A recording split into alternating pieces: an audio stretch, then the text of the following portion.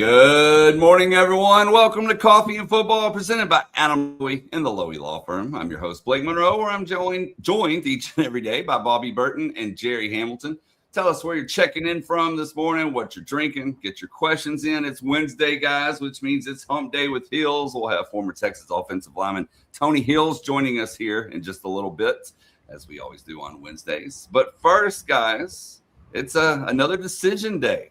So what are we going to learn later today, Jerry Hamilton? Yeah, four-star defensive back Brandon Sherrard out of Shadow Creek, same high school that produced Chris Stewart and a number of other Division I players, by the way. Won a state championship there. Brad Butler, who's now retired, was the head coach there for a while, who was formerly at Manville. But Brandon Sherrard will announce his decision around 11:20 or 11:30. You know how these announcements go. It's in that area code, let's say. But 6'1", 185. First time I saw him, he was a sophomore, and I knew the name. I hadn't seen him in person, though, and I went to watch Chris Stewart at a Shadow Creek practice, and the first thing I noticed was this guy's got long arms. He's probably a +3, +4 wingspan guy. Obviously, he plays corner here. One of the things I love about Brandon Sherrard is I think he's got position flexibility and versatility in the defensive backfield. I think this guy could play a corner. I think he could play a nickel. I think he could even play a safety, a deep safety. And I think different colleges have kind of thought about him all over the place in the secondary. Obviously, he's being recruited as a corner, but a guy that, again, I think has position flexibility, versatility in the defensive backfield. One thing you see, Bobby and I've talked about, he can really turn and run. And he's got those long arms that he has got that. He's got that Smoke Matthews build and frame, maybe even a little longer arms. But as far as the decision today, it was a big lean to LSU. There's some prior to the Texas OV, June 19th through 21st. Now there's some Texas confidence there headed in. We have a little confidence on the Texas side headed in, but we wait to see where these guys actually announce. But the one thing that I've continued to reference in this recruitment is Brandon Sherrard already had a Texas offer. He chose to drive to Austin to work out for Will Muschamp and Mark Orfeh 2 or 3 days before his LSU official visit, which that weekend was June 12th through 14th. That says a lot about his competitiveness. He was a little banged up, so he missed some time. And so I think Texas wanted to get another look at him. And he already had an offer. He had an official visit set way back. Then it was kind of waffling whether that was going to happen. But that shows a lot of confidence and competitiveness by Sherrard. So I really liked that when I heard about that visit, and that just to work out for Texas and show them that, yeah, I'm the guy y'all liked on tape.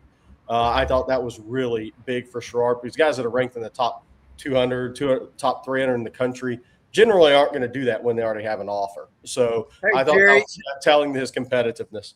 Yeah, Jerry, that's what I wrote my article on this morning On Texas Football, is that exact fact that you just talked about. Look, this is a young man. Brandon Sherrard is a young man that is a top 200 player in the country, as Jerry just stated. But, I mean, he doesn't have all the accolades. Like, he's not being talked about like John Meredith or Easton Royal or Landon Williams-Callis, et cetera, right? But every recruiting class has somebody that's a nationally rated guy that actually is better than the ranking at some level. I think that Brandon Sherrard, if he selects Texas, will be one of those guys at Texas. I think back 2 years ago, that guy was Grayson Littleton, right? We think, and I used two guys this year, Jerry. One of them was a top 200, even a top 100 player in the country by some folks, and that's Cozy Akpala. Yeah. I mean, every recruiting class has these guys that I think you're, as we've been through this 30 plus years now, both of us, you're willing to bet a little something on their future success because of some things that you see around them. Yeah. And markers, so to speak, right?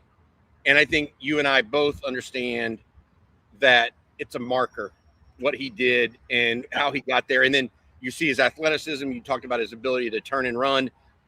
He potentially has the tangibles and the intangibles. Yeah. And that's where, look, there are a lot of guys that sign with Texas that have all of the athleticism in the world. but it just doesn't work out, or the cream doesn't rise to the top for whatever reason. These guys, like a Grayson Littleton, and I think going to be like a Rocky Cummings or Cozy Akpala eventually, they're going to rise to the top. I mean, Ty Anthony Smith was one of these guys. Yeah. He was a national recruit, but not fringe 4-star kid. But long story short, came in and immediately they knew. Yeah. He had the mentality. Now, he didn't start right away or anything, but they knew he had the mentality to play big time ball. And I get that sense from Sherrard, just watching him and hearing his story. If you need another marker, if you're a defensive back and Corey Raymond wants you, and Will Muschamp wants you, and Brent Venables wants you, that's a pretty good marker too. Yeah. Historically.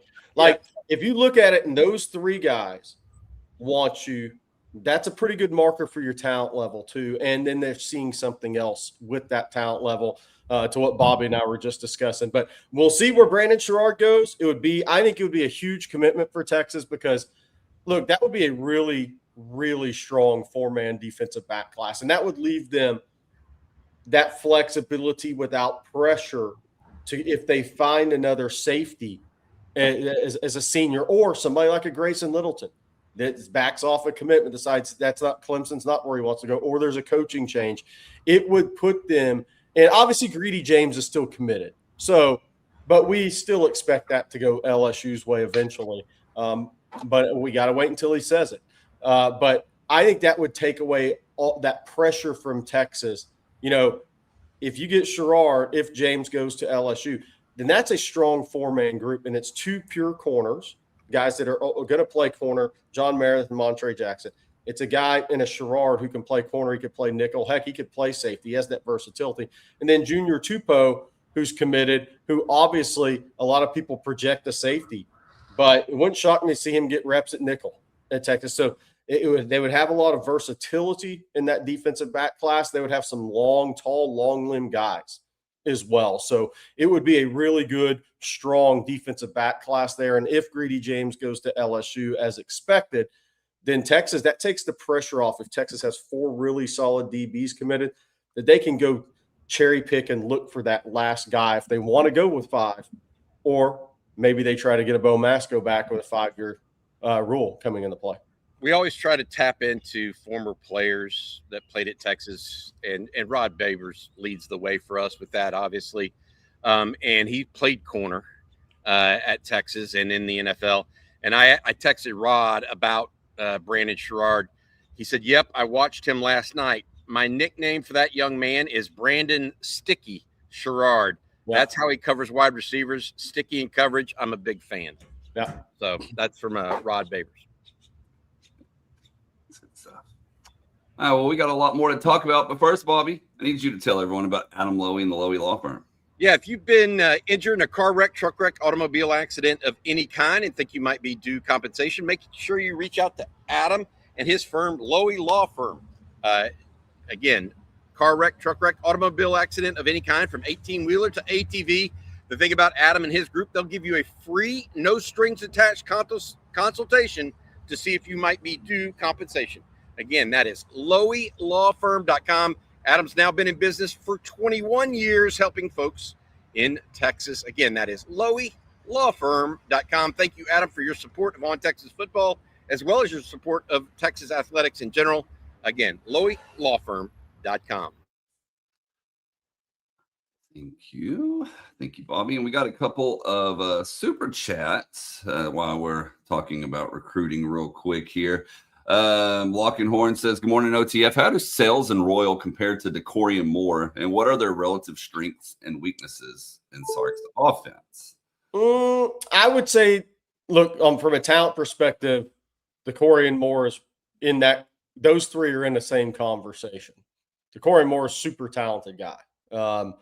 I think they're all a little different. I think DeCorey after the catch was really, really elite, and I would say maybe. I mean, obviously, Royal has the faster track times, but as pure football after the catch, I'm not sure DeCorian's not the best of the three. I think Sales for a big receiver is really underrated after the catch, though. He has got sneaky soccer feet. And I call him soccer feet because he can really stop and start on people for a big wide out. He has a rare ability to do that. But look, I think they're all three in there together. I really do. I mean, look, DeCorian was a top 1 or 2 receiver in his class, legitimate 5-star, legitimate top 15 player, 10 player in the country. And those rankings are all going to be dependent on what a class looks like when you're in it. But I think all three of those guys are right there. I think all three of those guys have the ability to be first-round picks. One day, if they stay healthy and do it right, DeCorian had a little bit of an injury last year, but you got to keep ascending towards that ceiling. If you could bring that super chat back up, Blake, real quick. I sure can. And strengths and weaknesses in Sark's offense, Bobby. I think either one of those guys would fit really well in any offense, but obviously in Sark's offense in a pro style system, I think you could see Royal used in a way very similar to Xavier Worthy, very similar. And I think Sales, just as a natural outside receiver, has the ability to beat press coverage, make plays on the ball. He's very physical football. But the thing about Sales, I think he's sneaky good after the catch.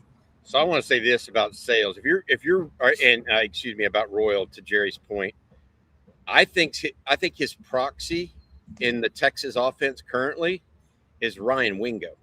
Now, he doesn't have Ryan Wingo's the same build. He's not 6'2", and he's 5'11", 6 foot, but he's got elite speed. Ryan Wingo has elite speed. He's got run after catch ability with strength. So he'll run through some arm tackles. And so I could see him taking the swing pass, maybe a Xavier Worthy type stuff, Jerry, like against OU, but also being highly competitive downfield in some opportunities that Wingo has had and needs to connect on more of, actually. But I see that with Sales. I think his proxy in this offense is Cam Coleman. Yeah. I mean, Coleman's got that huge wingspan, one-on-one ball catcher, competitive catch rate, etc. The thing that he has that Cam Coleman doesn't, I mean, look, Monshon Sales is 6'5" and faster than Cam Coleman. Now, is he as good a football player? You got to wait. Like, that's a step up when you start talking about college football. But everything I see, to Jerry's point, those are the kind of players I envision those two players being. Yeah. Wingo, run after catch. You can throw it short. You can hit him long because you just got to cover him all. You got to cover 110 yards, right? And 53 yards wide on Royal. Sales is a little different in that you may have to double him to matter. Yeah. So just want to put that out there. Those are the ideas I have. Thing on Sales too is the more you watch him, when you get to his defensive clips, man, he's physical. That's the thing that, like, I think he may be a plus blocker as well. So I think he's going to bring a physicality wherever he goes at the receiver position. That's going to be very interesting to see. But and again, I'll say this on Sales because I do want to reiterate this because it's something you just don't hear much, is how impressive that guy was on this Texas OV to everybody around the program. He's got a little, look at that. He's got soccer feet. He's got a little sneaky make you miss. He has a little stop-start jitterbug with his feet for a 6'5" guy, which you don't see very often. I think that's why people really like him. But how attentive and how much of a young professional he was called. The same way as Kelvin Banks was called that as a recruit at Texas and early on when he got to Texas. Monshon Sales got some of those very similar things said about him after his OV to Texas. So look, here he is playing safety again. I think he's going to bring some physicality. I mean, he wanted to go strike somebody. He wasn't going to take some ankles out. That guy was going to go strike somebody from the safety position. But this guy was extremely popular with the Texas staff on his visit. I'll tell you that. They loved everything that he said and everything they saw from him. We got one. Hey, I got to say this real quick because we're talking about offensive skill players, Jerry, and Aaron Neal has one here, and it's not a bad comparison. The more I watch Jermaine Bishop's huddle, the more I think we got a Percy Harvin level talent. Am I crazy? Percy Harvin's a little bit bigger. Yeah, he's built like Percy Harvin's built like Devin Duvernay, right? Yeah. He's a little bit big. He's a little bit thinner than Devin, but yes. Yeah. But my point, I watched Percy in high school, and I actually ranked him the #1 player in the country coming out of high school. He is similar to that. He's a little thinner, and I don't think he can gain as much weight as Percy could. I also think he has his head screwed on a little bit better than Percy did. Just based on what I know of Jermaine Bishop. But he is a rare skill talent. I liken him a little bit more to Jalen Waddle than I do Percy Harvin, because I don't think like Percy Harvin Jermaine Bishop can't line up at running back at Texas, in my opinion. Right. Percy Harvin could play running back and did play running back some at Florida. Little slight differences. Yeah. I think, somebody mentioned Eric Metcalf. I don't know if he has that kind of make you miss ability, but we'll see where this goes. But I love the upside of Jermaine Bishop. It's not far away from that category is the reality of it. It's just not.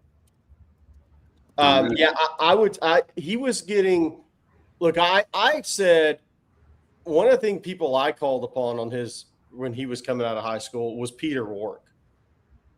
Peter may have had I think Jermaine may be a little more explosive. Peter Warwick didn't put up the biggest track times or put up to decent track times, but at combine testing times like people would think he was. But I thought there was just a football level of speed and instinct to him and vision at the wide receiver position that was pretty special. I think Jermaine Bishop has a lot of that. I'll tell you who in Austin he was compared to, Adoree Jackson.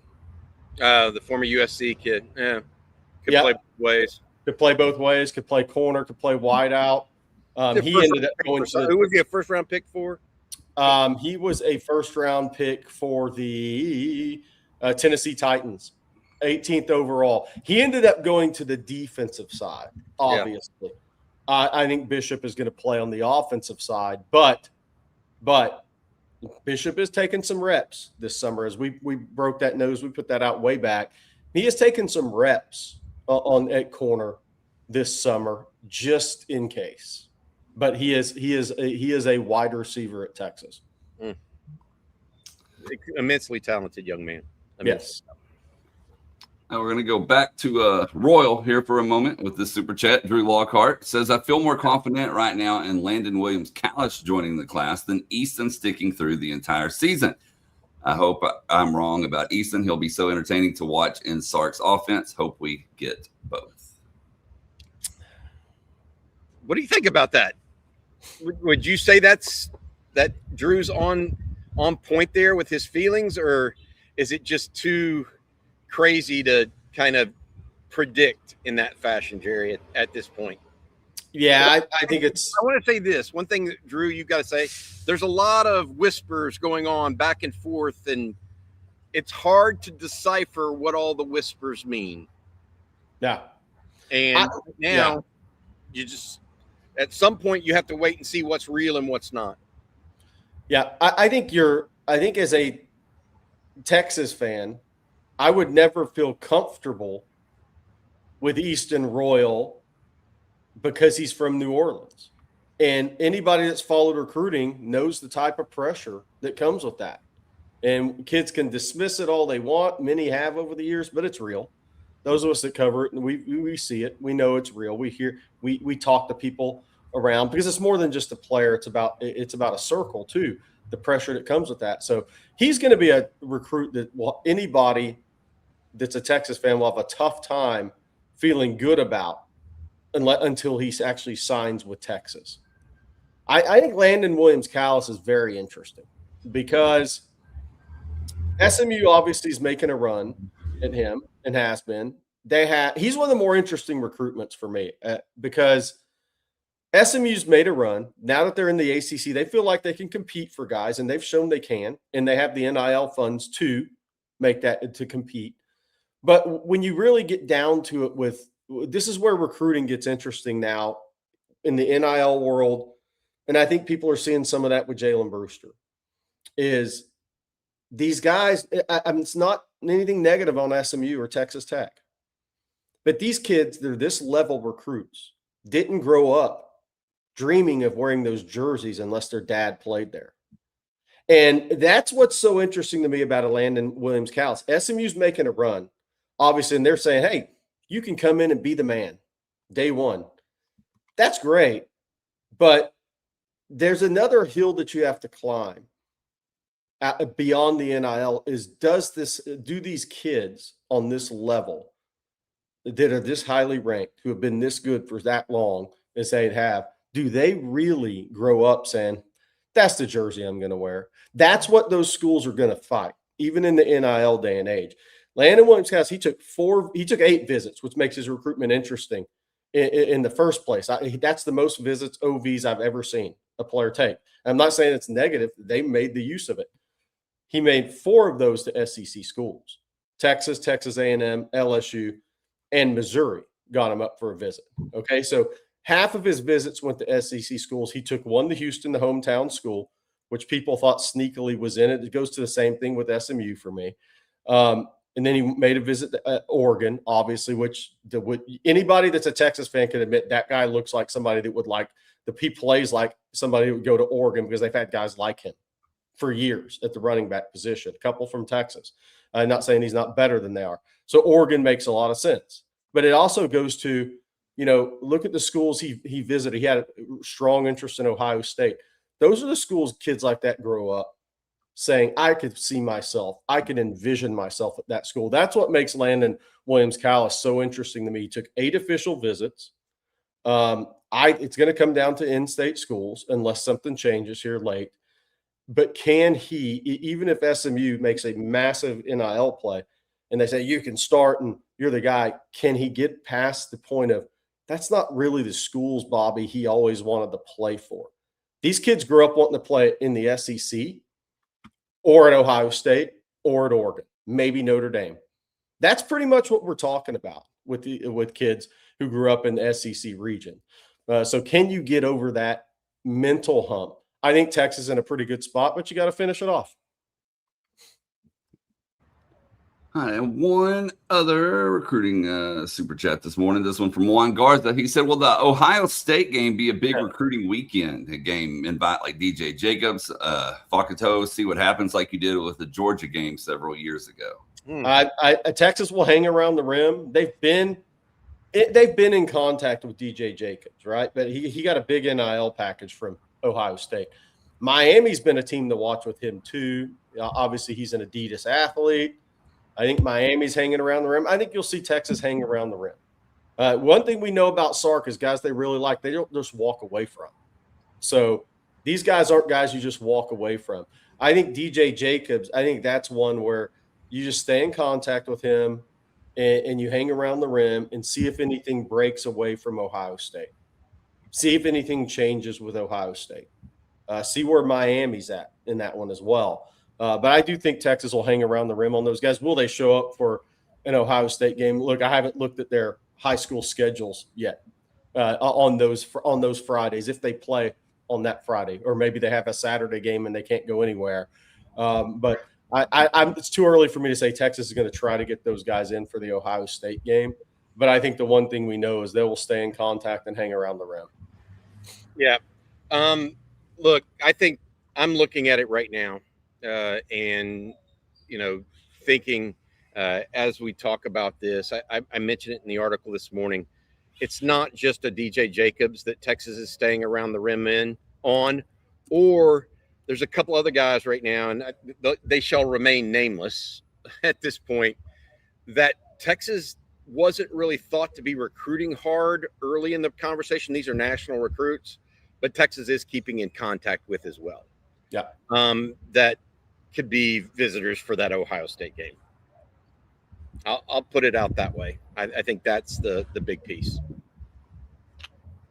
I didn't lie because we had one more recruiting super chat just come in, so we'll jump over to it. Antonio Harris, Jay Brewster status, please. His recruitment is pretty quiet, says Antonio. Great work, OTF. Thank you, guys. Yeah, absolutely. So Jalen Brewster, this is an interesting story if there ever was one.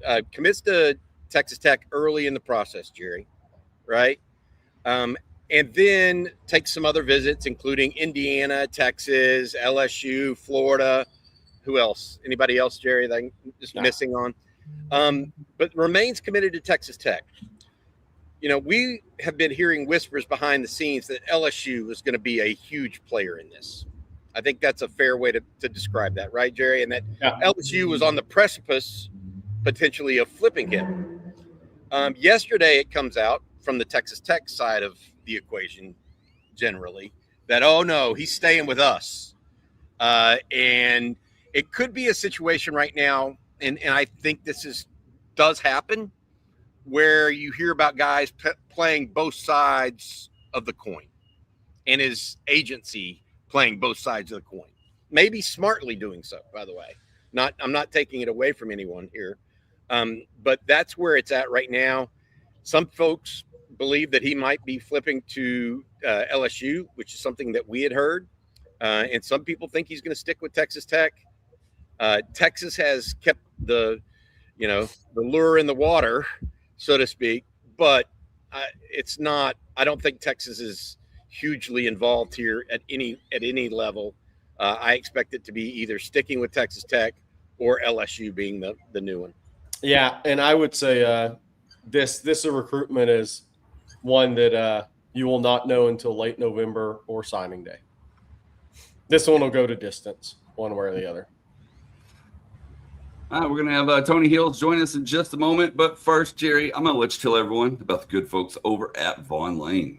I can certainly do that, man. You have so many options of reads you can make about Vaughn Lane, and they're all true. How about new route, no stress? If you're in the Woodlands or North Houston, you've ever driven to Austin for work, a meeting at the Capitol, or a weekend on campus, you know the drill, 3+ hours on 290, construction zones, and you show up drained before your day even starts. Vaughn Lane just launched a new route between Austin and the Woodlands that changes all of that. You sit back in a first-class leather seat, connect to Starlink Wi-Fi, and arrive ready to go. And Longhorn football fans, you can book game day trips now through October. So get on it. For Austin folks, the Woodlands route opens up easy access to concerts, great concerts at the Woodlands, family visits, and business in the area, all without battling that Houston traffic. Woof. And unlike the airlines, Vaughn Lane doesn't charge you for an extra seat assignment, your luggage, or Wi-Fi that barely works. You get 22 oversized leather seats, Tony Hills, for the big boys out there that played in the league. Starlink internet that's actually fast, complimentary snacks, drinks, and hot towel service, and meals on select departures. You walk into a hotel terminal, skip the TSA circus, and ride in comfort. That's it. No games. Vaughn Lane serves Austin, Dallas, Houston, San Antonio, Fort Worth, Plano, the Woodlands, Nashville, Memphis, and Atlanta. Head to VaughnLane.com and enter promo code OTF26 for $20 off your first ride. What is Vaughn Lane? It's a private jet on wheels. And remember, if you're buddies with those big former NFL offensive linemen, they can fit in the seats at Vaughn Lane. That's big for travel. Ask Tony Hills how uncomfortable those commercial airline seats are. Man. All right. I need to tell everyone this morning about Q-Collar. We spend a lot of time around football right here on OTF between college football, of course, high school football. So we've seen how much the game has evolved. Back in the day, it was a helmet, shoulder pads, and then let's roll. But today, there's a lot more science involved, which is why I'm excited to tell y'all about the Q-Collar. It's the only FDA-cleared device in its category designed to help protect the brain from the effects of repetitive head impacts during sports. There really isn't anything else like it on the market. And at this point, you're probably thinking, well, isn't that what a helmet's for? A helmet protects the head. The Q-Collar helps protect the brain. Now, my son Colt, his team at Comanche, they've incorporated Q-Collar into what they're doing, so I've had a chance to see it up close personally, and the science behind it's pretty simple. The Q-Collar applies light pressure to the neck, which slightly increases blood volume in the skull, which helps reduce brain movements during impacts. The Q-Collar is built around science, not hype. The best part is it's FSA and HSA eligible, so you can put those hard-earned dollars to work. So when you're getting your family ready for next season, think helmet, mouthguard, and Q-Collar. Just head to q30.com/OnTexas and use code OnTexas for a free sleeve with your order. Again, that's q30.com/OnTexas for a free sleeve, which is available in 15 colors with your order. All right, it's Wednesday, guys, which means it's hump day with Hills. Good morning to you, Tony. Y'all remember this one? Y'all remember this one? Raise the roof. Come on, man. We bringing it back. We bringing it back, man, because that's what Texas is doing with all of these different recruits that we got coming in, man. We're doing a great job. I'm excited about what we got coming in. I like your little microphone. It's got Yeah, good man. hair. Yeah, It's got a good haircut. Yeah, thank you. I got the little fuzzy joint on here too to make sure that they can hear me clearly. Yeah. It's also a little salty gray like Jerry's hair. I know. Oh, listen, or my beard, Bobby. I'm getting to that point, man. I have youthful energy, but my grays are not, aligning with my energy space right now. We got to figure out what's going on. Tony Hills uses Just for Men. There we go. I do. We'll get you that sponsorship. I don't know. Just for Men is, because of inflation, we got different wars and stuff that's happening. Prices are a little high. Just for Men might be a little bit out of my budget range. I'm going to go for the knockoff brand, Only for Guys. Oh, that's the one I'm using. I thought you were going somewhere else. All right. Hey, somebody said a new segment, Raising the Roof with Tony Hills. Hey, Tony. All right. Give me a date. Yeah. Give me a date when that show comes out. I'll be there. Yeah, we'll be there. Maybe we'll do that during football season. Hey, Tony, I had a question for you, which I always do. But I was just thinking about this driving around the other day. When the next time you come on, I was going to ask, because you've been around in national champions, you've been around Super Bowl champions, and you've been around teams with high expectations that didn't meet them. Yep. What are the things in this summer or leading up to the season you would notice about the team that has a chance in your mind to reach those expectations? And maybe what are the pitfalls of a team that maybe didn't? And what are those differences? What did you see in your career? There's multiple differences, but the one I'll talk to and pinpoint is the attention to detail or the lack thereof. When you're a team that's on the hunt for something, your attention for detail is a lot higher. When you're a team that has accomplished that thing that you were once hunting, now you have to fight the lackadaisical efforts, the small slips, all of those particular things that were not so heightened because you were hungry for something. And so the teams that were successful, what I would look at is how you determine lack would be how you would determine abundance or success, right? So when you were building, how did you go about things? Were you on time to meetings? Were you very attentive in those meetings? Did you skip workouts or did you give all effort? All of those particular things that we did, like irregardless of how we felt, if we were tired or not, we were going to go all out. We were going to do the things that we need to do. Did you hold your teammates accountable, regardless of how that would make you look, right? Those type of things, just simple things. Did we create a culture that everybody understood that excellence was the standard and the standard was the standard? And then once you reach that goal, you reach that pinnacle. Now from that point, do you continue it or do you let it go? And it's so interesting because when I look at my professional life, the biggest example of this was from the years of 2008 to 2010. In 2008, with Pittsburgh, we won the Super Bowl. In 2009, we didn't even make the playoffs, right? But then in 2010, we went back to the Super Bowl. And so I saw the differences, right? When you kind of, you're riding high on the championship win. And so things start to slip. And now you recognize when you don't even get a chance to compete for it, hey, you know what? We got to go back to the drawing board and get back to that standard of excellence that we once stood by. And we went back there. So that's been the pinpoint thing. There's a multitude of things, but that one thing right there is the thing that I will point to. I'm trying to make sure I can get I've been going in and out here because the birds here on campus, Tony, are going nuts, man. That's because Bobby Burton is on the building. Yeah, I don't know. I don't think they're that's singing salutations to the king of Austin, Texas, is what they're doing. Tony, the thought process that you just described there about the little things that matter, and distinguish you between, a champion and an also ran, basically is what you're describing, and it is that thin of margin. Yeah, is like the one thing I always say is the margin for error is bigger in college football because the talent discrepancy is often wider among teams than it is in the NFL. I mean, the talent discrepancy in the NFL, unless you're just a really, really bad team, is paper thin, right? I mean, one team, anybody can beat anybody in the NFL. That's not the case in college football typically. Yeah. So what, is there a team that ever is just always firing on all cylinders in college football, or do they have off days? I mean, I'm trying to position this in a way that, as I look at Texas's schedule, they don't have a lot of room for margin for error.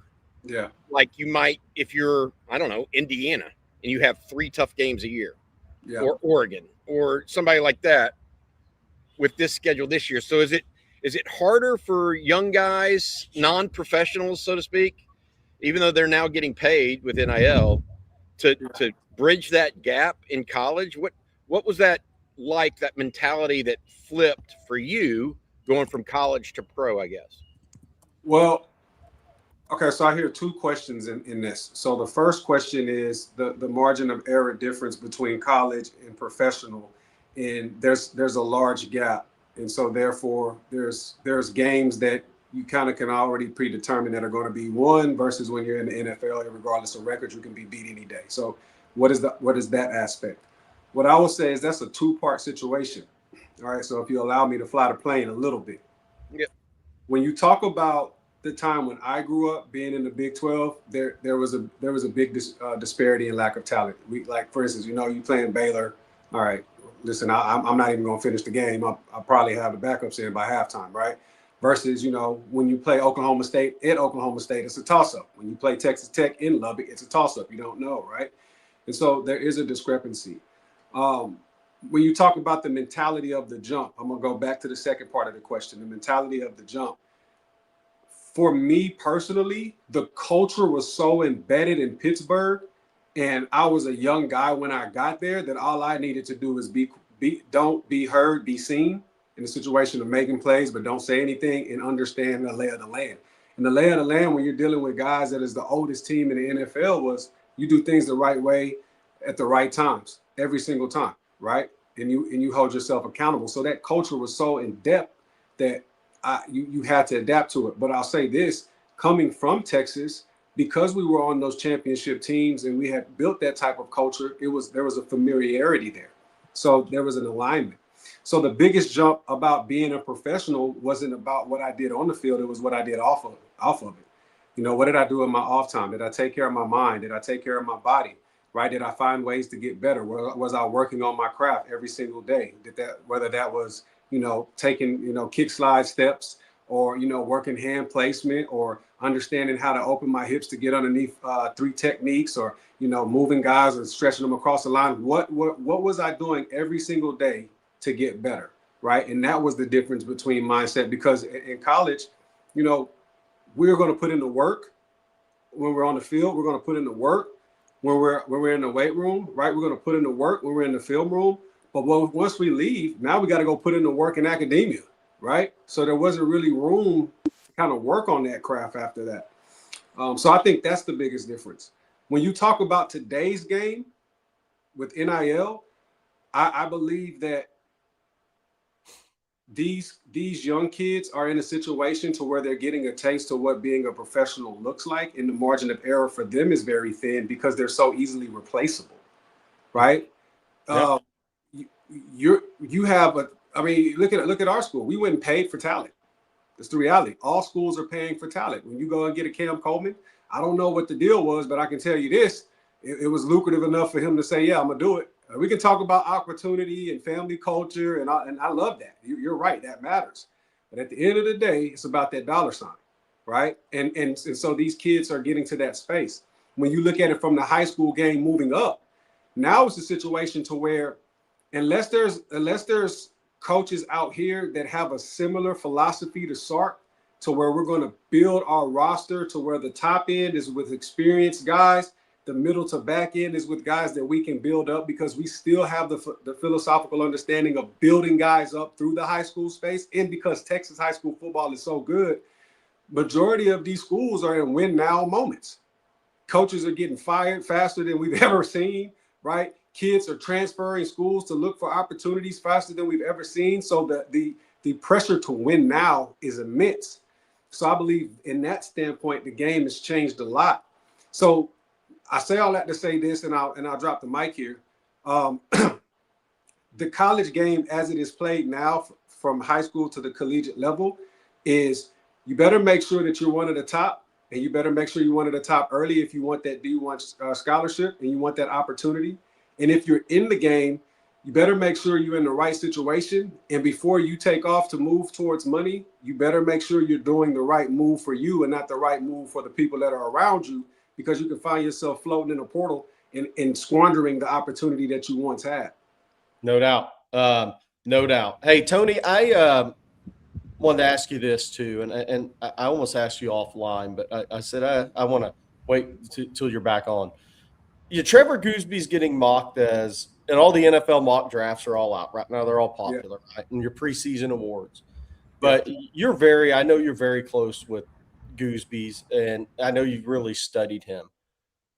It's one thing to be mocked as a top 10 pick. But what does Trevor need to do? Because Jordan Seaton's going to be real competition as that top tackle. What do you think he needs to do on the field this year? Where can he improve to actually be a top 10 pick in this draft, which is freaking loaded? Exert a little bit more dominance in the run game. Okay. Right. He's an athletic guy. I mean, like, you've seen the guy 360 dunking and jumping out the gym and all types of stuff. He's an athletic guy. So in pass protection, he understands he's strong enough. He has good core strength, great athleticism, great foot movement. He understands how to use his length.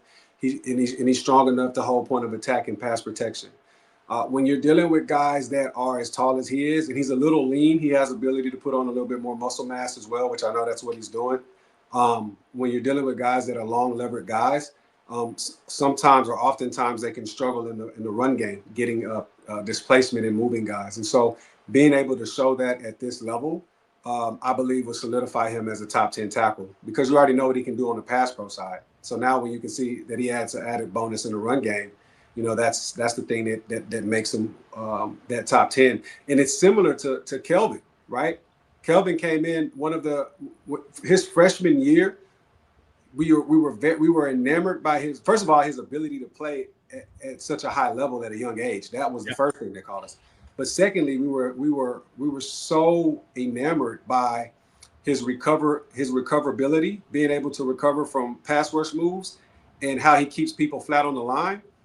But also, you were like, wow, this guy can really move guys off the ball as well at such a young age. And so that's what solidified him as a top 10. He was one of the most consistent tackles. So for Goosby, don't reinvent the wheel. Look at what Kelvin did, right? You want consistency and you want more dominance in the run game. Pass pro, that's your strength. So now let's work on a little bit of that weakness in those two things, and I believe he'll be touted it. And another thing too is that you can't teach size and athleticism at that stage. So just off of that alone, a lot of times teams draft on potential, what they project somebody to be, right? And so showing that at this level in this conference solidifies him as a top 10 pick. Hey, Tony, I want to take you back. That's good breakdown of Trevor. I want to take you back maybe to what we were just discussing a minute ago about the margin for error across the SEC versus the NFL. Do you think Texas can go undefeated, or is the margin too thin for error to win every game when you're a bunch of college kids, as opposed to NFL guys that are always on, right? Is it too hard for you think Texas to go undefeated in this category this year, or anybody for that matter? There was a statement made that I don't think that anybody in college football will go undefeated, and then we watched Indiana do it. Yeah, right? Yeah.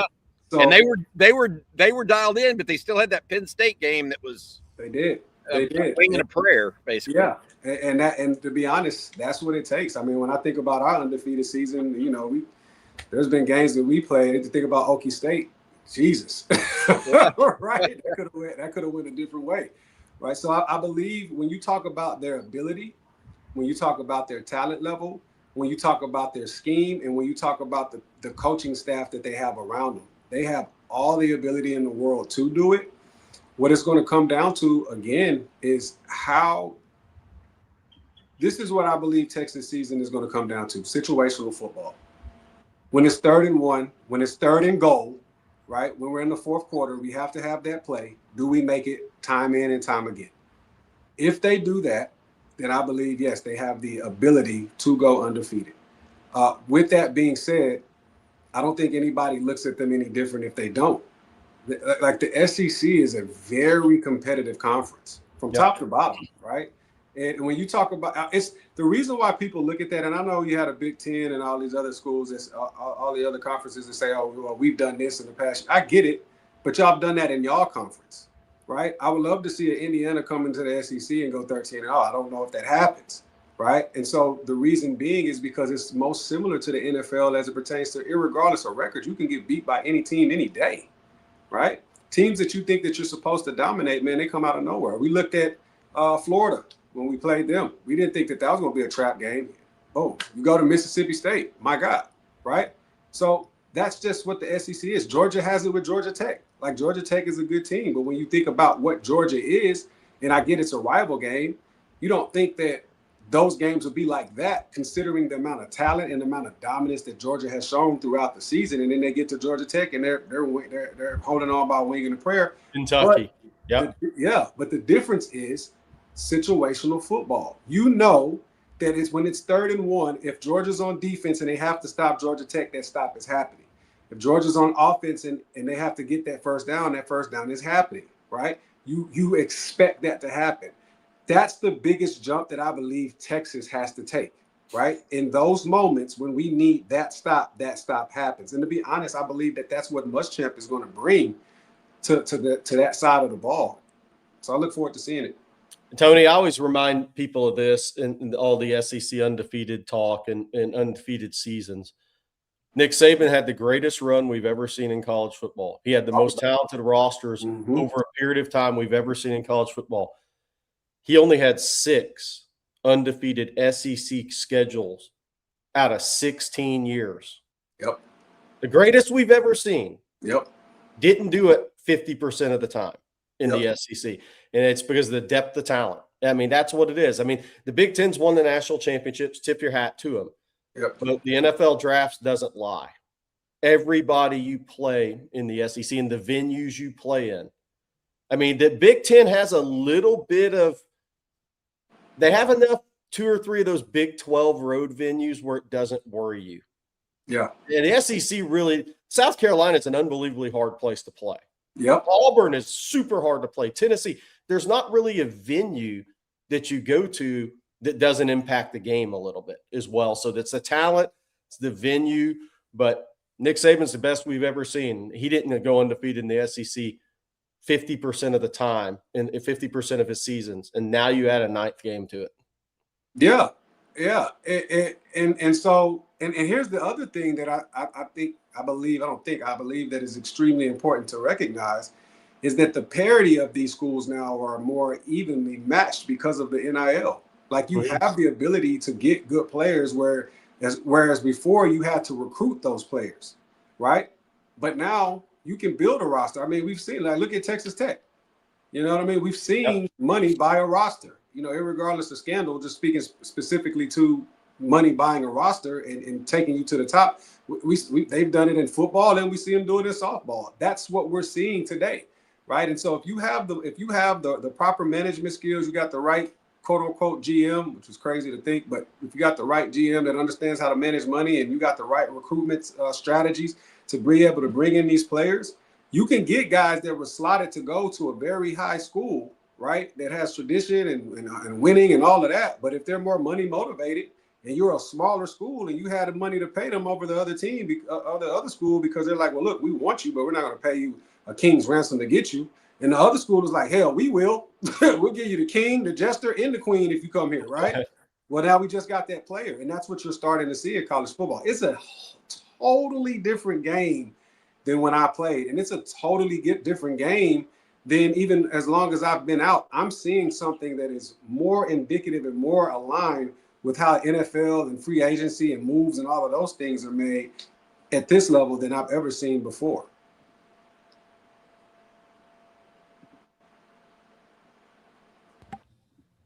You're muted, Bobby. I'm muted. Sorry. Tony, thank you so much, buddy. We appreciate you as always. Raise the roof. Come Tony, on now. Come on. I want Hey. everybody watching, if you're in your car right now or you watching me live, I want you to take your right hand, your left hand, put your arms up to the air and press the ceiling, man. Because that's exactly how I need that to be the thing that happens on third downs, crucial third downs at Texas. Everybody that comes to Texas, when they come and watch us play, we're going third down and 1. Everybody raise the roof. It's going to throw the whole other team off. They ain't going to know what's happening. They're going to be looking around and then they're going to miss a play. I love your description of 3rd and 1, by the way. Third and 1.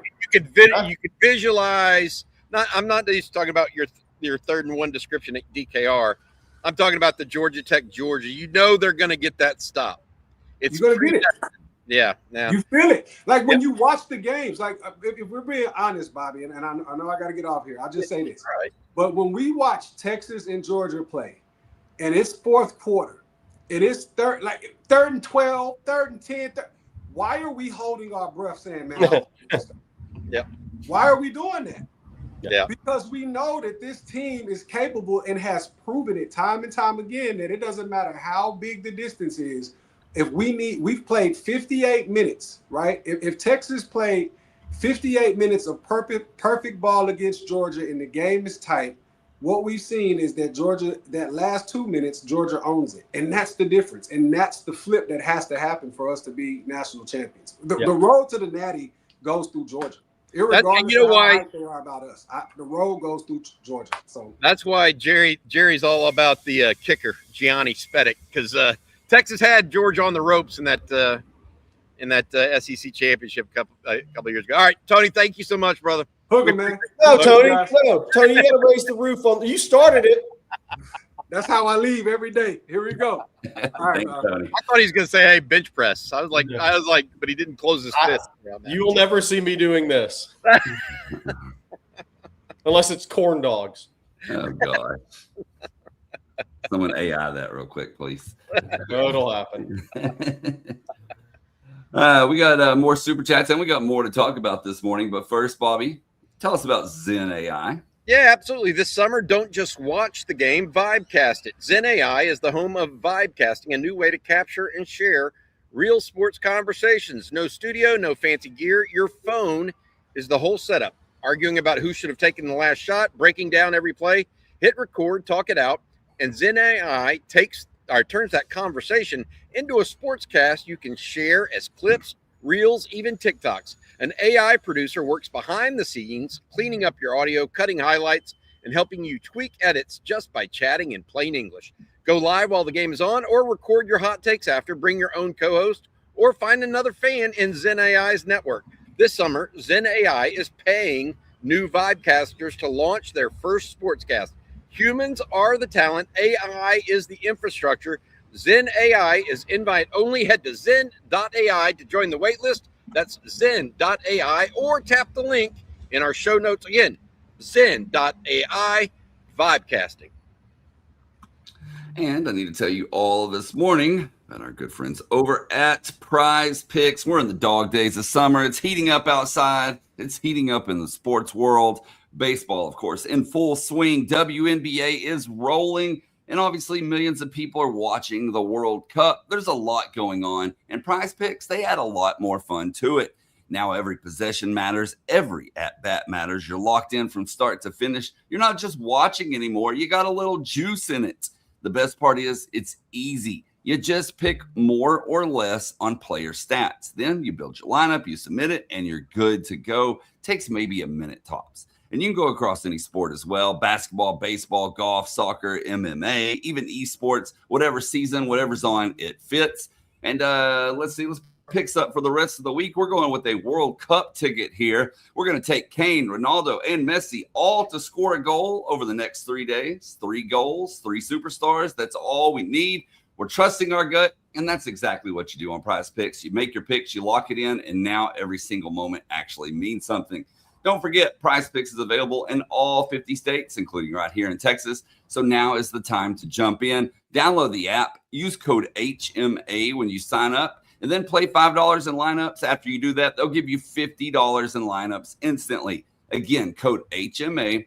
5 get you 50. It's as simple as that. And as always, play smart, play responsibly, play Prize Picks.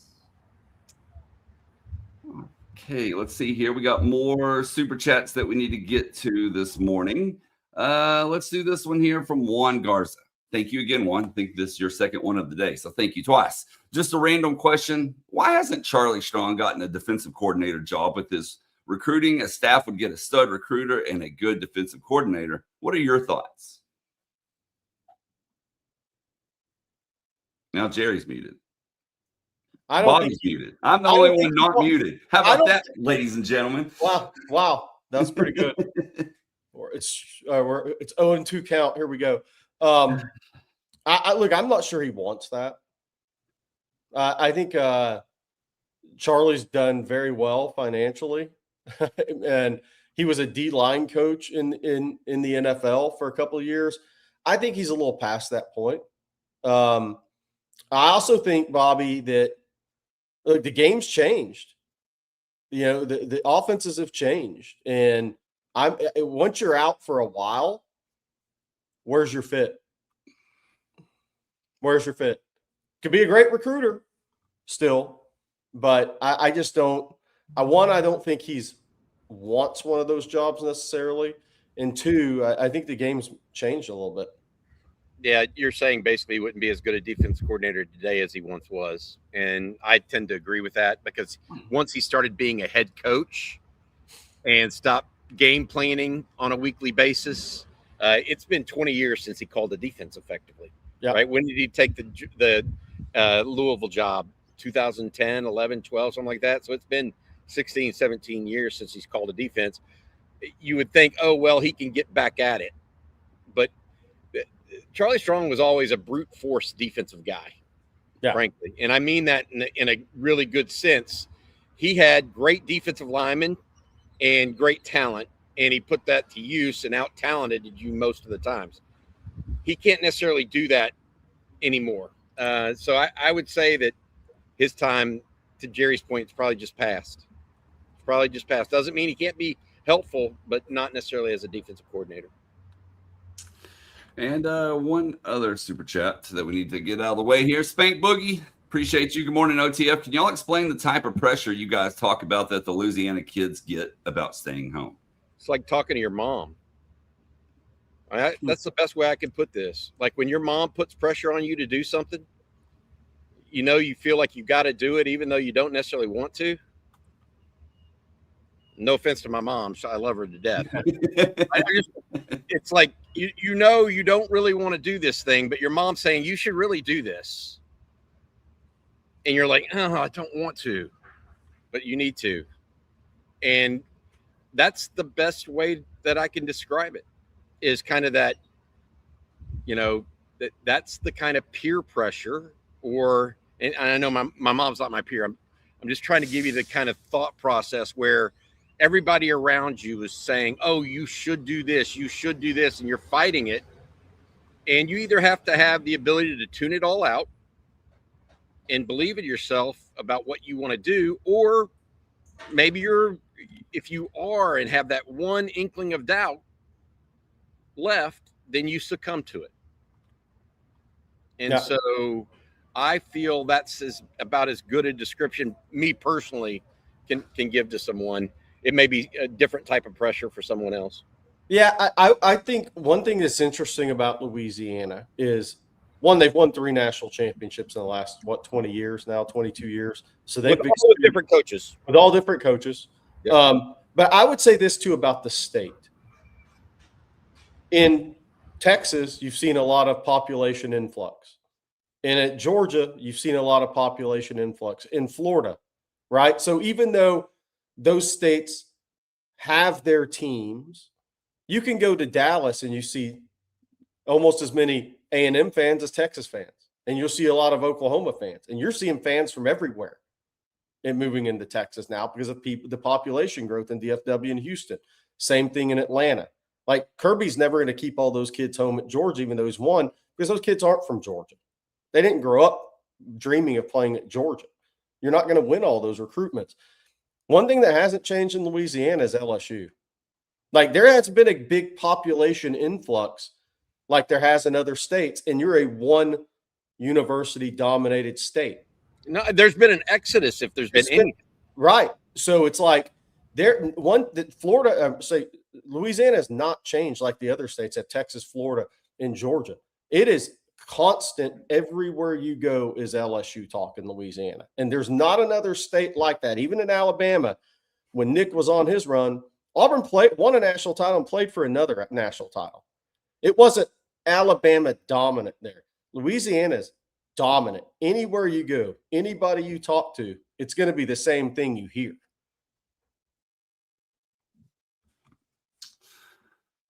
All right. Yesterday, Joe Clapp put out a list of his top 10 quarterbacks heading into the 2026 season, and we just didn't have time for it yesterday, but I want to get into it today here for a moment. Guys, he has Arch Manning at number 2, Dante Moore from Oregon at number 1, but Clapp says, I love what I saw from Manning in the second half of the year. The early part of the season was a struggle for him and the entire Texas offense. They did not run the football well enough. Their offensive line wasn't good enough. Their backs weren't good enough. And because of that, I thought the pressure was on Manning. We know he can be dynamic with his legs and throw it down the field. I think this offense is going to take a huge step forward, and they're going to need it because there wasn't a lot surrounding Manning a year ago. Y'all's thoughts? Look, I think he's right on his description of what happened last year. And so I hear you. I don't know, like, is the run game going to be appreciably better this year all of a sudden when you have new running backs? I don't know that. I think it could be better. I don't know that it's going to be like two standard deviations better. I think it's more likely to be just one standard deviation better, which may be enough to open things up for him. The question I have here is the placement of Dante Moore at number 1. Tremendous talent. Is he the best quarterback in the country? I don't see that. Maybe I'm wrong. And maybe NFL guys will too. I will say this, of the ones that are on there, the one that I think is woefully underrated is number 8, Darian Mensah.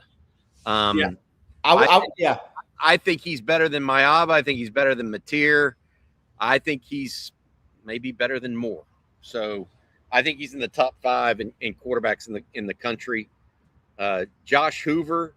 I know Indiana and Kurt Signetti tends to sprinkle magic on people a little bit at quarterback, but I don't know that I would put him at number 9 either. I think there are some probably some better players until he stops throwing the ball to the other team, which Sonny Dykes so eloquently addressed. Yeah, I would. Looking at the list, I agree. I mean, Jerry, wouldn't you take Kevin Jennings over Josh Hoover, the SMU quarterback? I want to see Hoover at Indiana first. Okay, that's fair. I would take. Look, so if it was me, I would move. I agree on Mensah. He would be in my top 6, for sure. However you order those, I think CJ Carr is going to be a big riser this year. I think he's already rising after Manning Passing Academy in people's eyes, but I think he's going to be the big riser. I think it's going to be Manning. It's going to be Carr, Manning, and Moore are the guys talked about in terms of the NFL draft the most. I think Mensah should be in that top 6 for me. I would maybe put Levitt over Mateer because of where he's playing at. I think that's who he's playing for in the system he's playing in. I might put Levitt over Mateer if I was doing this preseason. Obviously, he's coming off a foot injury, but he's back healthy now. But I totally agree on Mensah. I would have him. Those are my 6. Those are my top 6 quarterbacks. And somebody's going to pop up out of nowhere. And the interesting thing is they're all different guys. I mean, Sand is such an accurate guy. Chambliss, like I was talking to a college assistant coach and that asked me kind of what I thought about Manning Academy. And when Chambliss came up, he said, you don't have to tell me about Chambliss. He could hit Peyton Manning. He could hit somebody in the stands. I don't care. That guy's a baller on Saturdays. Like like there's certain guys who's just I don't even care what he looked like throwing a football at that camp, because that dude makes plays on Saturdays when you need them most. So Chambliss has kind of reached that point with college coaches, which is but they're all different guys. And I thought that's the one I would move Mensah, and I think those are your top 6 pretty clearly going into this year for me. And on Arch, one of the most interesting comments was Archie Manning at the Manning Passing Academy. And it wasn't the most publicized. The most publicized comment out of that media session was somebody asked Peyton about is he going to be cheering for Tennessee or Arch? And he kind of talked about what some campers had said to him. And he's like, I'm different. It's family first. That one got the most run of any comment. But what Archie said about Arch was, I think this is going to be the major difference. And I'm not saying Joel Klatt's wrong, but I think there's a major difference for Arch this year versus last year. Archie said they tried to crown him before he did anything. And he said that wasn't fair to Arch because he hadn't proven anything on the field. And he said he'd never been more proud of anybody in his life than Arch because of how Arch, the struggles he went through, how he handled it, and then how he finished the season. I think that's the biggest difference with Arch this year. Last year, they crowned him before the season, and he had never really been a starter other than when Quinn was hurt. He had never taken the ball, and it was his team. And we talked about it. I was like, this guy's not the Heisman favorite. What they're doing to this guy is the biggest build-up teardown we've seen. It used to be reserved for pro athletes. Now it's trickling down even the high school guys. I think that's going to be the biggest difference for Arch this year. He's been through this. And are the parts around him going to be better in spots? Sure. But the biggest thing for him is he's been through this. He's had the experience of it. And I think you're going to see a totally different mindset from Arch because he's been through this once before now. Because the pressure's still there. Texas is going to be ranked highly.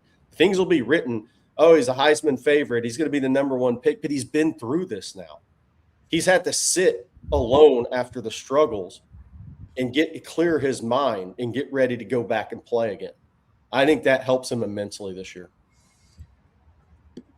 I had one thing I wanted to add, if y'all don't mind. I mean, and when you look at that list, there are a couple guys that I think belong on it instead of some that were on it.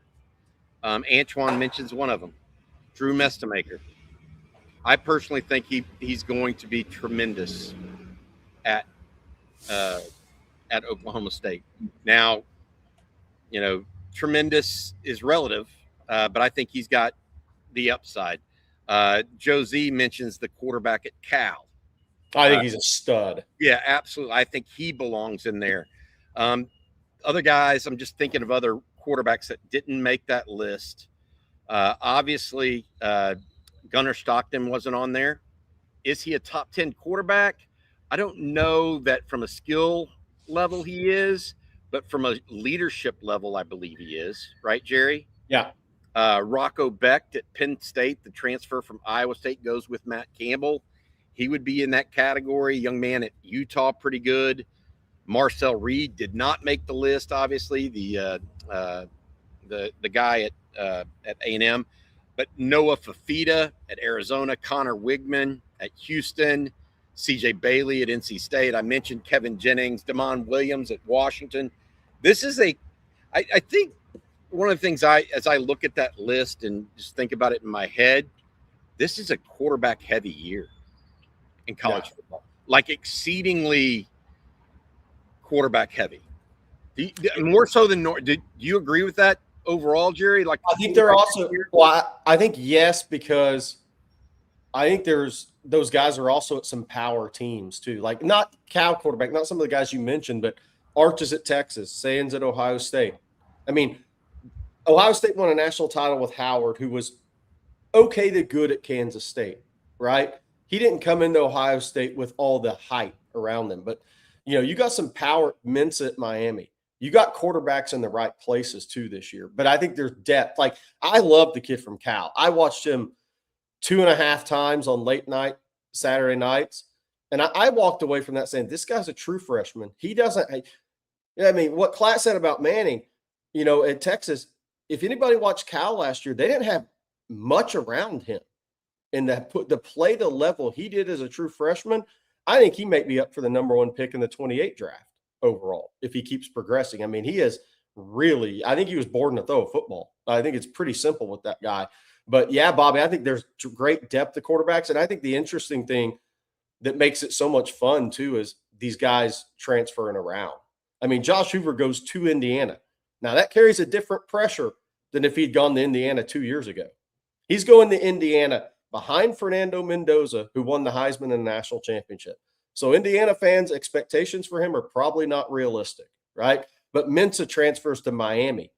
Miami's coming off a national title game appearance. Carson Beck throws the interception late when Miami has a chance to win the title.